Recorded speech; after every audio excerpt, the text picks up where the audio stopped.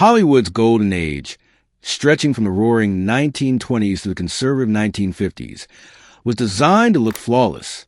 It was an era of sweeping romance, elegant stars, and silver screens glowing with promise. Movie theaters became modern temples where audiences escaped hardship and entered a world where beauty triumphed, love endured, and heroes always won. But behind this carefully polished dream existed another Hollywood, one hidden from cameras and sealed behind contracts, money, and fear. Los Angeles was exploding with ambition during these decades. Thousands arrived chasing fame, unaware that studios owned more than careers. They controlled appearances, relationships, scandals, and silence. Actors signed contracts that governed their weight, sexuality, and personal lives. Any behavior that threatened the illusion could end a career overnight. The studios were not merely entertainment companies. They were powerful institutions with private detectives, political connections, and influence over police departments and newspapers alike. When trouble appeared, it rarely reached the public intact. Arrests vanished. Reports were rewritten. Witnesses changed stories. Coroners altered conclusions. The goal was never justice. The goal was preservation. Hollywood sold fantasy, and fantasy could not survive truth. This culture created fertile ground for something far darker than scandal. It created the perfect conditions for crime. When a star or executive died under suspicious circumstances, the system responded instantly. The narrative was decided before investigations began. Deaths were labeled accidents, suicides, or natural causes long before evidence was examined. Anyone who questioned the official version risked being blacklisted, sued, or quietly erased from the industry. The public trusted what it was told. Movie magazines printed smiling portraits beside tragic but harmless explanations. Fan letters poured in. Memorials were held. And life moved on. Few people wanted to believe that murder could exist inside a world built to represent dreams. Yet some deaths refused to stay buried. A powerful producer collapsed during a luxurious yacht celebration attended by Hollywood royalty. A beloved actress was found dead in her car under circumstances that defied basic logic. An influential studio executive died from a gunshot wound, conveniently labeled suicide despite glaring inconsistencies. These were not isolated events. They were pieces of a larger pattern, one that suggested Hollywood's golden age was not merely glamorous, but dangerous. Behind closed doors, fixers worked tirelessly. These men specialized in erasing problems. They bribed officials, paid off families, destroyed photographs, and threatened witnesses. They understood that a single exposed murder could shatter the industry's image, so they ensured silence. Studios protected profits. Newspapers protected access. Law enforcement protected influence.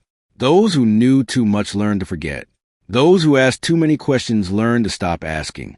And those who refused to cooperate sometimes disappeared entirely. Today, nearly a century later, many of these cases remain officially solved yet deeply unresolved. Records are missing. Files are sealed. Witnesses are dead.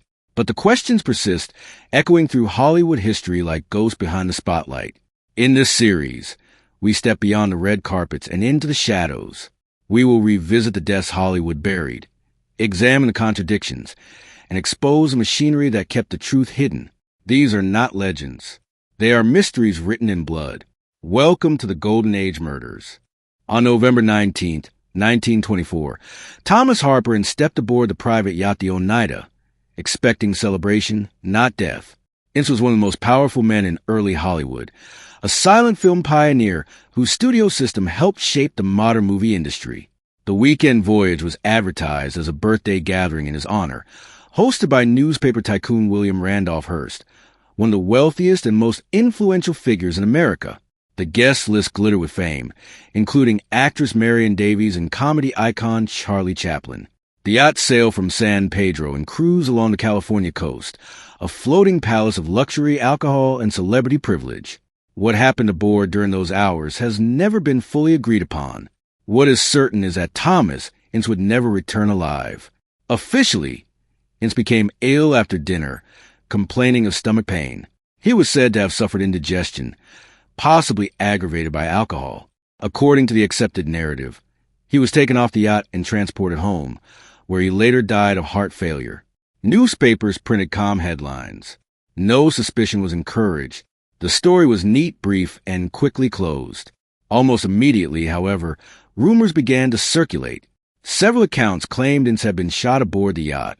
One persistent theory suggested Hearst, fiercely jealous over his companion Marion Davies, mistook Ince for Charlie Chaplin and fired a gun in a moment of rage.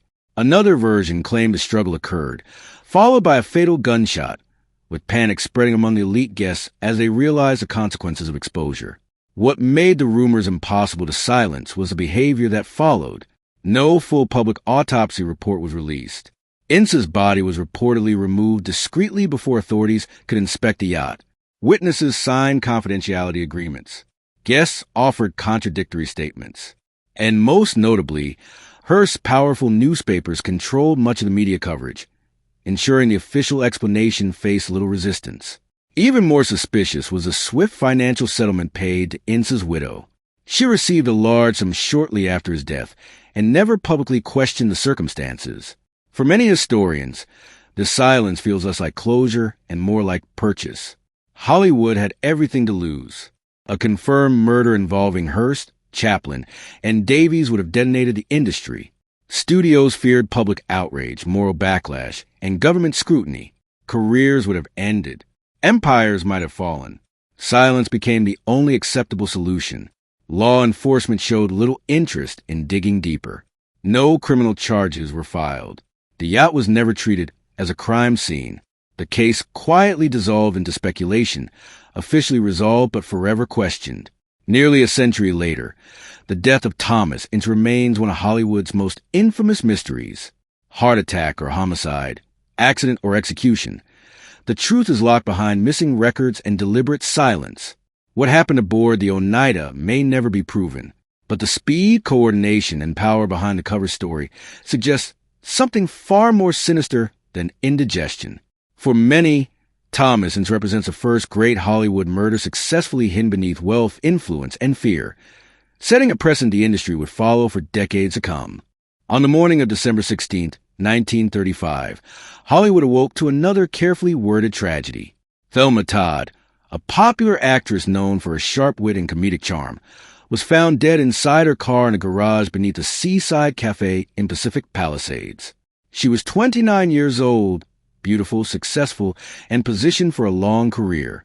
By afternoon, authorities had already decided how her story would end. The official cause of death was carbon monoxide poisoning, ruled an accident. According to police, Todd had driven into the garage late at night, left the engine running to stay warm, and succumbed to fumes while sleeping in the car. It was a simple explanation. Too simple. Almost immediately, troubling details emerged. The garage door had been closed from the outside. Todd's body showed bruises inconsistent with a peaceful death. Witnesses reported she had been arguing violently with people close to her in the days before she died. Yet these facts were dismissed, minimized, or ignored entirely. Thelma Todd's personal life was complicated and dangerous.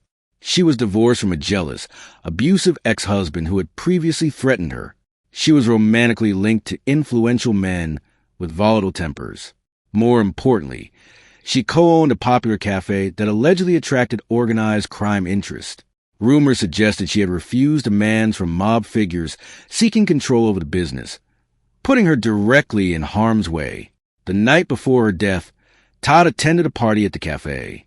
Witnesses later recalled heated arguments and visible distress. She was last seen leaving alone, upset and angry. Somehow, hours later, she was found dead in a garage. She could not have sealed from the inside. Investigators did not thoroughly test for fingerprints. Timelines conflicted. Statements changed. And crucially, no serious attempt was made to determine how the garage door had been secured. The case was rushed to conclusion with remarkable speed, as if further questions were inconvenient rather than necessary. Hollywood studios were quick to distance themselves. Todd's image was carefully preserved. Fan magazines framed her death as tragic but harmless, emphasizing exhaustion and misfortune rather than violence. The public mourned, accepted the explanation, and moved on. Behind the scenes, however, fear lingered. If Todd had been murdered, the list of potential suspects was long and powerful. Accusing the wrong person could destroy careers or invite retaliation. Silence was safer than truth. Over the years, alternative theories multiplied. Some believed Todd was beaten and left to die. Her death staged to resemble an accident. Others suspect organized crime involvement, using Hollywood's influence to suppress investigation. A few suggest studio executives intervened to prevent scandal that might expose deeper corruption. Each theory carries unanswered questions, yet none were ever pursued with seriousness. What makes Thelma Todd's case especially haunting is not just a mystery, but the indifference. Evidence that should have triggered alarm was waved away. Logic was sacrificed for convenience. A young woman's life was reduced to an uncomfortable footnote. Today, nearly 90 years later, Thelma Todd's death remains officially solved and permanently unresolved. The locked garage, the bruises, the silenced witnesses, all remain unexplained. Her story stands as a chilling reminder that in Hollywood's golden age, truth was negotiable and some lives were expendable. Thelma Todd did not just die. She was erased. On September 5, 1932, Paul Bern, a respected MGM production executive and husband of rising star Jean Harlow, was found dead in his Beverly Hills home. A gun lay nearby. A note was discovered. Within hours, the studio issued a statement. Paul Bern had taken his own life. The explanation was immediate, confident, and final. Yet from the moment the news broke, nothing about the case felt convincing. Bern had been a successful, well-connected figure in Hollywood, trusted by studio heads and admired for his intellect. He had recently married Jean Harlow, one of MGM's most valuable stars, whose image was carefully crafted and fiercely protected. The studio had more than personal sympathy at stake. It had millions of dollars riding on Harlow's reputation remaining untarnished. According to the official account, Bern shot himself in the head after leaving a brief note expressing emotional distress. But investigators quickly noticed troubling inconsistencies. Bern was reportedly terrified of guns and rarely handled them. The gunshot wound trajectory was unusual for a suicide. The note was oddly formal, vague, and uncharacteristic of his known personality. More disturbing were the rumors that surfaced almost immediately. Some claimed Bern was being blackmailed over a secret past. Others whispered about a former lover with a violent temper who refused to let him go. One woman in particular, a common-law wife from his earlier life, was known to have stalked Bern and threatened both him and Jean Harlow. Witnesses later claimed this woman was seen near the house around the time of Bern's death. Others alleged she confronted him violently that morning. Yet these accounts were never fully investigated. Police accepted the studio's version and moved on with remarkable speed. MGM's response was swift and surgical. Jean Harlow was sent on a carefully managed retreat, shielded from the press. Studio publicists reframed Bern as emotionally fragile, implying his marriage placed unbearable pressure on him. Any suggestion of foul play was dismissed as rumor or cruelty toward a grieving widow. The press largely complied. Major newspapers repeated the suicide narrative without scrutiny. Fan magazines emphasized romance and tragedy, not investigation. The story was sealed before the public could question it. Then came the strangest twist. Years later, Bern's former lover was found dead in what was also ruled a suicide. Like Bern's case, inconsistencies surfaced, then vanished. Two questionable deaths connected by the same people, resolved with identical efficiency. To many historians, Paul Bern's death feels less like a personal tragedy and more like a professional necessity. A murder investigation would have dragged Jean Harlow into scandal, threatened MGM's profits, and exposed secrets the studio desperately wanted buried. Suicide was not just an explanation, it was a solution. Whether Bern died by his own hand or with silence to protect others remains unresolved. What is clear is how quickly Hollywood closed ranks, rewriting a man's final moments to preserve a fantasy. Evidence was secondary. Image was everything. Paul Bern's death became another lesson in Hollywood's golden age. When truth threatened the industry, truth was negotiable. And when necessary, even death could be scripted to serve the story Hollywood needed audiences to believe. Hollywood's golden age thrived on excess. Lavish parties filled mansions, hotel ballrooms, and private estates where alcohol flowed freely and reputations were made or destroyed overnight. These gatherings were meant to celebrate success, but they also became dangerous intersections of ego, jealousy, and secrecy. In an era before advanced forensic science, they offered the perfect cover for deaths that were never meant to be solved. Many stars and executives died suddenly after social events, their deaths attributed to heart failure, alcohol poisoning, or natural causes. At first glance, these explanations seemed reasonable. Hollywood was stressful, the hours were brutal, substance abuse was common, but when viewed collectively, the pattern becomes unsettling. Some victims collapsed within hours of attending private dinners. Others became violently ill after drinking a single glass of wine. Symptoms reported by witnesses included convulsions, paralysis, and extreme disorientation, effects inconsistent with simple intoxication. Yet autopsies were either rushed or avoided altogether. Toxicology tests, when performed, were rudimentary and limited, incapable of detecting many poisons known at the time. Poison was an ideal weapon. It left little visible evidence, worked quickly, and could be administered discreetly. A tainted drink, a lay cigarette, a contaminated medication. Any can end a life without drawing attention. Most importantly, poison allowed death to appear natural, especially when the victim already lived a hard, public life. Rumors circulated quietly through studio corridors. Actors spoke of colleagues who drank the wrong glass. Assistants warned newcomers never to accept drinks from strangers. Some stars reportedly brought their own alcohol to parties, refusing to consume anything offered by hosts. Fear existed, but it was never spoken aloud. Studios had no interest in investigating these deaths too closely. A confirmed poisoning would imply criminal activity within Hollywood's inner circles, threatening trust and profitability. Instead, studios leaned on friendly doctors and coroners to provide convenient explanations. Heart conditions were exaggerated. Chronic stress was blamed. Alcoholism became the universal scapegoat. Families were often pressured into silence. Financial settlements were offered quickly, framed as compassionate gestures. In exchange, relatives agreed not to question official findings or pursue independent inquiries. Grief mixed with fear, and most accepted the terms. The press played its role faithfully. Obituaries focused on talent and tragedy, never suspicion. Articles described victims as exhausted, fragile, or self-destructive. The idea that someone might have been deliberately killed at a Hollywood party was treated as tasteless speculation. Yet, not everyone was fooled. Some doctors privately admitted doubts. A few journalists tried to dig deeper, only to lose access or assignments. Careers ended quietly, just like the investigations they attempted to start. Unlike gunshots or visible violence, poison left behind ambiguity. That ambiguity protected killers and the system that enabled them. Without proof, there could be no accusations. Without accusations, there could be no scandal. Today, many of these deaths are footnotes in Hollywood history, officially mundane and unremarkable. But when viewed together, they suggest a darker truth. Hollywood's golden age may have hosted more silent killings than anyone was willing to admit. These were not crimes of passion played out in public.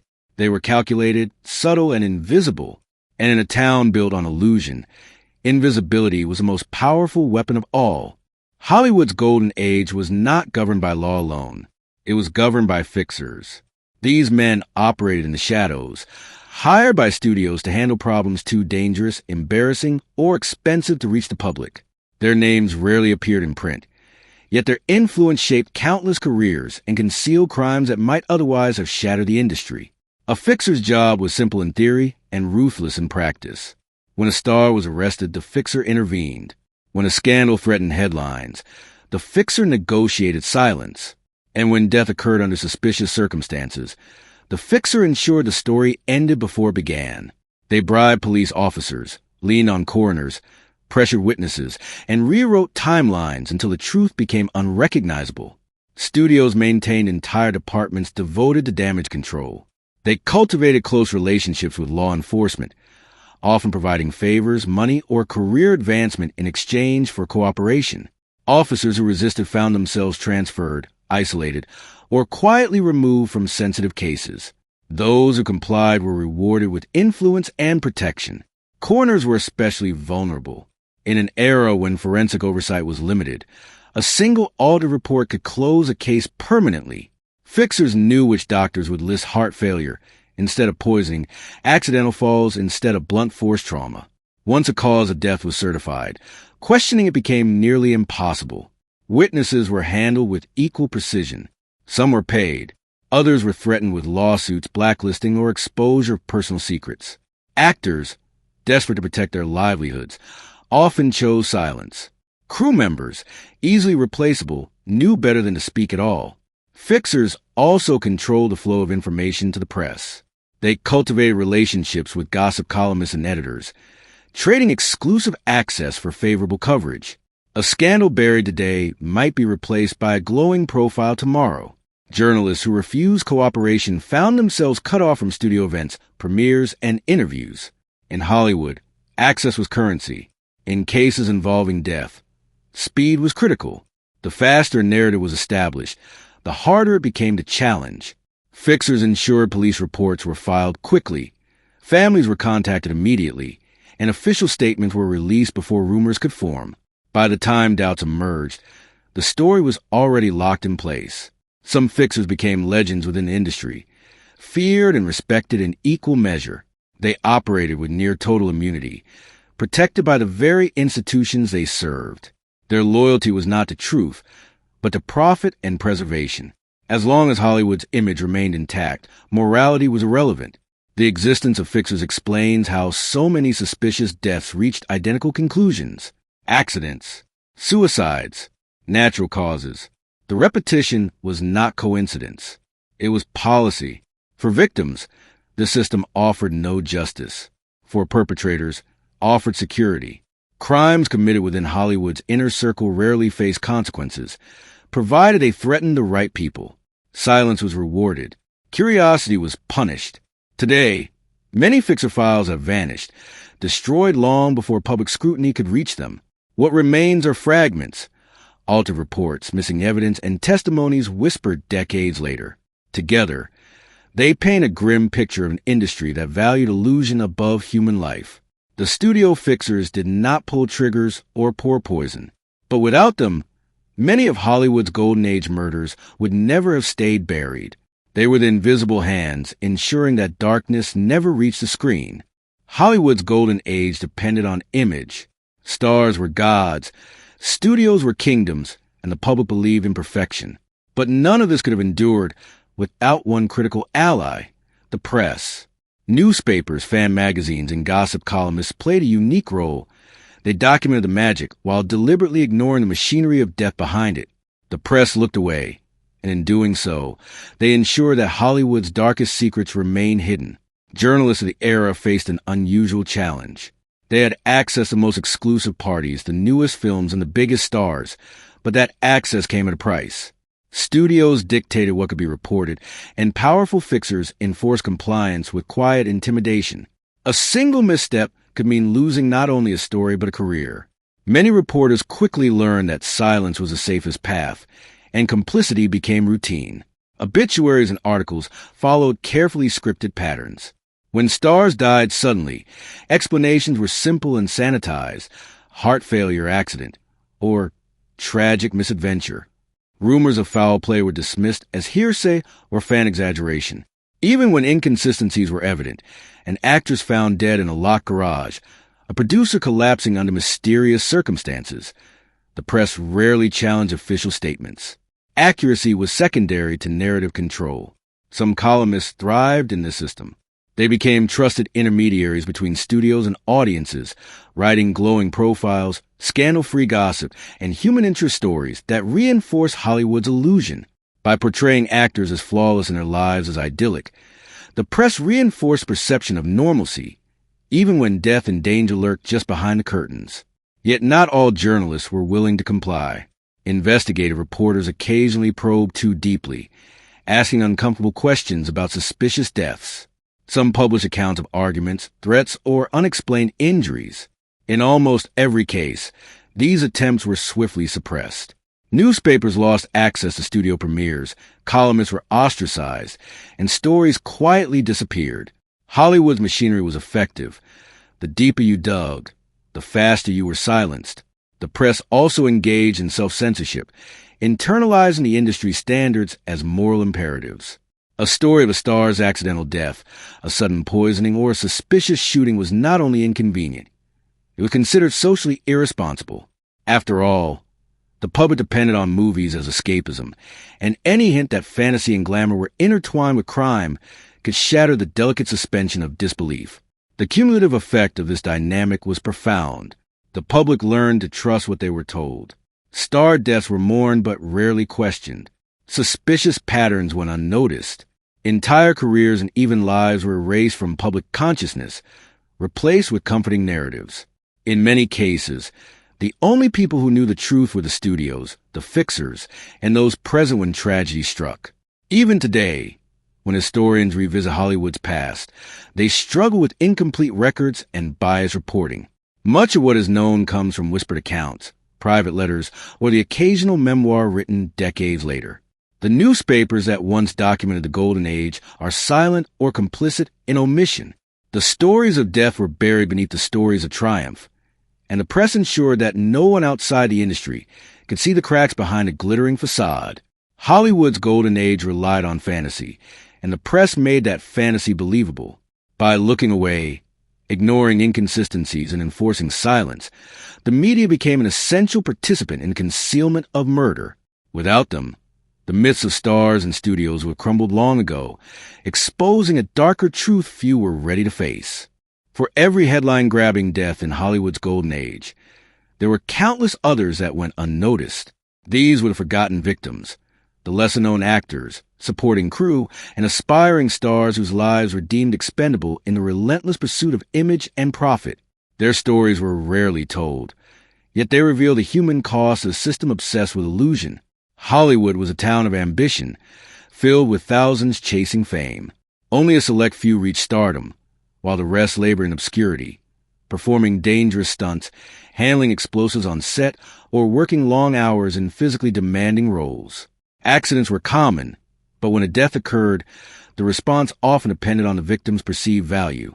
A star's death demanded press coverage, funerals, and sympathy, while a minor actor or crew member could vanish quietly, labeled as a tragic accident and quickly forgotten. These forgotten victims included stunt performers who fell during complex scenes, young extras who were exposed to hazardous conditions, and aspiring actors whose personal lives put them at risk. Some were killed in suspicious circumstances. Freak accidents on sets rigged with faulty equipment, unexplained fires, or sudden illnesses. But because they lacked influence, the events were not investigated. Evidence disappeared. Reports were minimal, and the industry moved on, uninterested in questions that could disrupt production or public perception. Even among performers on the cusp of fame, danger was constant. Many young actors became involved with powerful studio executives or social circles tied to organized crime. Disputes over contracts, relationships, or debts sometimes ended violently. When these deaths occurred, they were often disguised as accidents, overdoses, or suicides. No headlines, no memorials, no lasting record, just erasure. The system's tolerance for ambiguity meant that justice was rarely pursued. Law enforcement was often reluctant to investigate deaths linked to the entertainment industry. The studios, fearing scandal and financial loss, influenced officials to accept convenient explanations. Witnesses, terrified of retaliation or losing their livelihoods, stayed silent. As a result, many deaths were classified, reported, or even buried in ways that eliminated the possibility of further scrutiny. This pattern was particularly evident in Hollywood's early decades, when labor regulations were minimal and on-set safety was inconsistent. Fires on sets claimed lives, car accidents killed actors on location, and mysterious illnesses took promising young performers. Few records survive, and even fewer were publicized. Over time, these victims became footnotes in history, their names remembered only in obscure studio archives, if at all. The tragedy of these forgotten victims lies not only in their deaths, but in the culture that allowed them. Hollywood was a factory of dreams, but also treated human life as disposable. Image, reputation, and profit were always prioritized over truth, safety, and justice. In some ways, the forgotten victims illustrate the dark underbelly of fame more clearly than the celebrity deaths that captured headlines. They were the cost of sustaining a fantasy that few could question. Yet their absence is not complete. Through investigative research, oral histories, and private letters, fragments of their lives have resurfaced. Their stories hint at systemic corruption, negligence, and silenced truths. They remind us that the golden age of Hollywood was not just about glamour. It was about power, control, and the expendability of anyone who could not protect themselves. These erased lives haunt the history of Hollywood, serving as silent witnesses to the darker side of the industry. While the stars shine on screen, the forgotten victims remain in the shadows. Their deaths a testament to the human cost of a city built on illusion. Hollywood's golden age thrived on illusion, and illusion required control. The studios, powerful individuals, fixers, and compliant press operated within a system designed to protect image above all else. When a death occurred, whether by accident, suicide, or something more sinister, the truth was rarely the priority. Instead, a complex web of fear, power, and money ensured that the official story remained intact, no matter how implausible it might seem. Fear was one of the most potent tools in this system. Actors, crew members, and even journalists understood that asking too many questions could end careers. A star who hinted at impropriety risked suspension, contract termination, or exclusion from upcoming productions. Assistants, drivers, and extras who witnessed something untoward often face intimidation, threats, or legal action.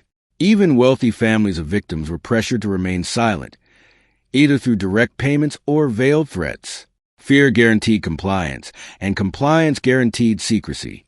Power reinforced that fear. Studio heads controlled enormous wealth and influence. They had personal connections with law enforcement, politicians, and media executives. If an accident or murder occurred that could threaten the studio's reputation, these leaders ensured it would never reach the public eye. Police officers often hesitated to investigate deaths involving the elite, knowing the consequences of challenging a major studio. Lawyers were ready to suppress inconvenient information. Coroners were instructed to produce favorable findings. Those in power knew they could manipulate the system to avoid exposure. Money was the lubricant that allowed this machinery to function. Financial settlements quieted families and witnesses. Bribes ensured cooperation or silence. Studios spent lavishly to make inconvenient problems vanish quickly. In some cases, victims' families were rewarded for their discretion, while in others, payments served as compensation for losing a loved one under suspicious circumstances. Money became both shield and sword, ensuring that truth remained subordinate to profit. Cultural pressures added another layer. Hollywood sold hope, fantasy, and perfection to a public eager for escapism during the Depression, the war years, and periods of social upheaval. The studios argued, implicitly or explicitly, that revealing certain deaths or scandals would shatter the dreams audiences relied on. The collective belief in stars as flawless beings meant that even unusual deaths were accepted as accidents, misfortunes, or tragedies beyond explanation. Ultimately, Hollywood's machinery created a self-reinforcing cycle. Fear ensured silence. Power enforced compliance. Money protected reputations. Cultural pressure justified deception. Together, they produced a system in which truth was optional and exposure dangerous. Many deaths from this era, whether Thomas in the board yacht, Thelma Todd in her garage, Paul Bern in his home, or countless lesser-known victims, were swept into the shadows. Official records often exist but are incomplete, contradictory, or sanitized. Investigations were avoided or manipulated. And even decades later, questions remain unanswered because the system designed to protect itself succeeded too well. The Golden Age's enduring mysteries are not merely accidents of time or forgetfulness. They are the result of deliberate choices made by people with the resources and influence to bury inconvenient truths. Every rumor dismissed, every witness silenced, and every story rewritten contributed to a culture in which murder could occur and disappear without consequence. In this environment, truth was expendable and silence was survival. Those who tried to uncover it risked everything, and those who enforced concealment ensured Hollywood's glittering dream remained untainted. The darker side of the industry, the lies, the cover-ups, and the erasures, remains a defining characteristic of the era. The Golden Age dazzled audiences with spectacle, but behind the lights and cameras, lives were controlled, stories were manipulated, and the truth was carefully buried, often forever. Nearly a century has passed since the Golden Age of Hollywood, Yet its mysteries remain as compelling and as unsettling as ever. Decades of investigation, memoirs, and scholarly research have illuminated fragments of truth, but many secrets remain locked away, obscured by missing documents, destroyed evidence, and the deliberate actions of those who once controlled the industry. The shadows cast by the studio's fixers and complicit press stretch far beyond the glimmering silver screens, leaving a trail of unanswered questions that haunt Hollywood to this day. In many ways, Hollywood's past is still alive in its present. Modern researchers have revisited cases like the deaths of Thomas Ince, Thelma Todd, and Paul Bern, piecing together timelines and scrutinizing inconsistencies. Oral history from surviving witnesses, letters, diaries, and court records reveal glimpses of the machinations that kept inconvenient truths hidden. Yet even with these tools, the full picture remains elusive. Studio archives remain partially sealed, and many of the people who could offer definitive answers are long gone. The truth is trapped behind a carefully maintained barrier that few have the resources, courage, or authority to penetrate. What emerges from these fragments is not just a story of individual deaths, but the story of an entire system designed to control life and death. Hollywood's obsession with image, combined with concentrated power and ruthless ambition, created a culture in which deception, coercion, and manipulation were routine. Murder, whether overt or subtle, could be concealed, and accidents were often written into history as mundane or natural. The victims, whether famous or forgotten, became part of a larger narrative in which survival meant complicity, and silence became a form of protection. The Golden Age's mysteries have also inspired generations of storytellers. Books, documentaries, and podcasts explore these deaths, offering theories that range from plausible to sensational. True crime enthusiasts dissect every detail, examining inconsistencies and speculating about motives, while historians contextualize events within broader social, economic, and cultural frameworks.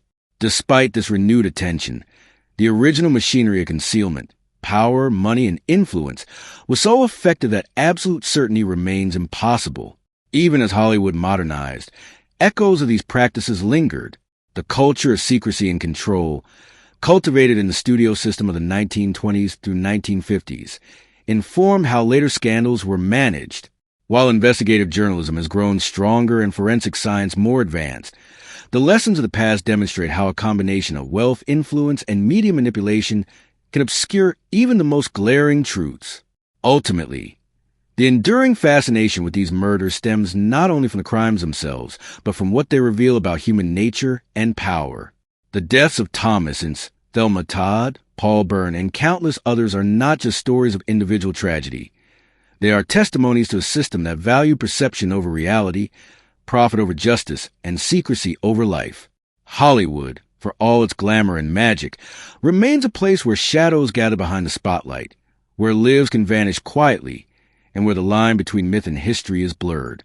As we look back, it becomes clear that the golden age of Hollywood was never truly golden for everyone.